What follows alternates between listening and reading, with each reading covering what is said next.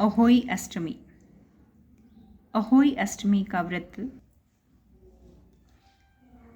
कार्तिक बदी अष्टमी को उसी वार को किया जाता है जिस वार की दीपावली होती है।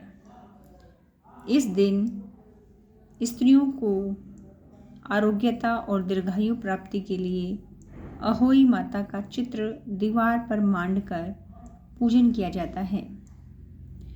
अहोई का व्रत दिन भर किया जाता है। जिस समय तारामंडल आकाश में उदय हो जाए उस समय वहाँ पर एक जल का लोटा रखकर चांदी की स्याऊ और 2 गुड़िया रखकर मोली नाल में पिरो लें। उसके बाद रोली चावल से अहोई माता की सहित स्याऊ माता का अर्चे और सीरा आदि का भोग लगाकर कहानी को सुने।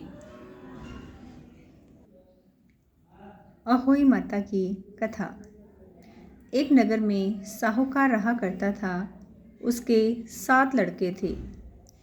एक दिन उसकी स्त्री खदाने में मिट्टी खोदने के लिए गई और जो ही उसने जाकर वहाँ कुदाली मारी त्यों ही शाहू के बच्चे कुदाल की चोट से सदा के लिए सो गए।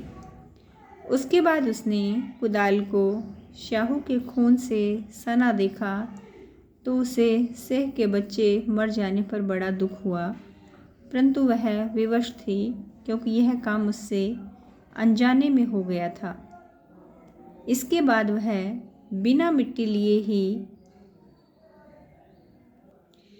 अपने घर आ गई और उधर जब स्याऊ माता अपनी घुरकाल में आई तो अपने बच्चों को मरा हुआ देखकर नाना प्रकार के विलाप करने लगी और ईश्वर से प्रार्थना की कि जिसने मेरे बच्चों को मारा है उसे भी इसी प्रकार का कष्ट होना चाहिए। तत्पश्चात स्याऊ माता के श्राप से सेठानी के 7 लड़के एक ही साल के अंदर समाप्त हो गए, अर्थात मर गए। इस प्रकार अपने बच्चों को असमय काल के मुंह में समाये जाने पर सेठ सेठानी इतने दुखी हुए कि उन्होंने किसी तीर्थ पर जाकर अपने प्राण गंवा देना उचित समझा। उसके बाद वे घर छोड़कर पैदल ही किसी तीर्थ की ओर चल दिए। खाने की ओर कोई ध्यान न देकर जब तक उनमें कुछ भी शक्ति और साहस रहा तब तक वे चलते ही रहे और जब वे पूर्णतया अशक्त हो गए अंत में मूर्छित होकर गिर पड़े। उनकी दशा देखकर भगवान करुणा सागर ने उनको मृत्यु से बचाने के लिए उनके पापों का अंत किया और इसी अवसर पर आकाशवाणी हुई कि हे सेठ सेठानी ने मिट्टी खोदते समय ध्यान न देकर स्याऊ माता के बच्चों को मार दिया। इसके कारण तुम्हें बच्चों के दुख देखना पड़ा।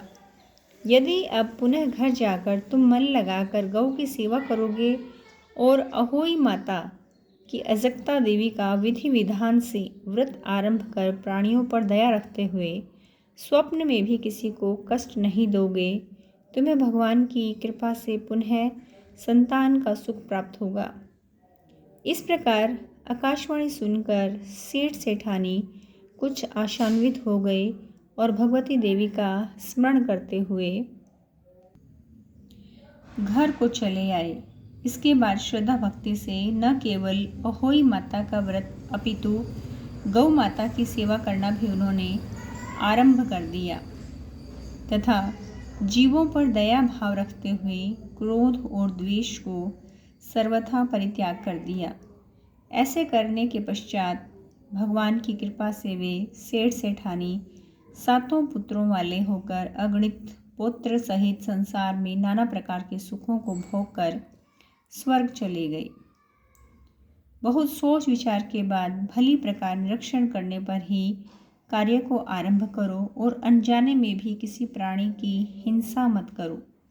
गौ माता की सेवा के साथ साथ अहोई माता अजक्मा देवी भगवती की पूजा करें। ऐसा करने पर अवश्य संतान के सुख से साथ साथ संपत्ति का सुख भी प्राप्त होगा।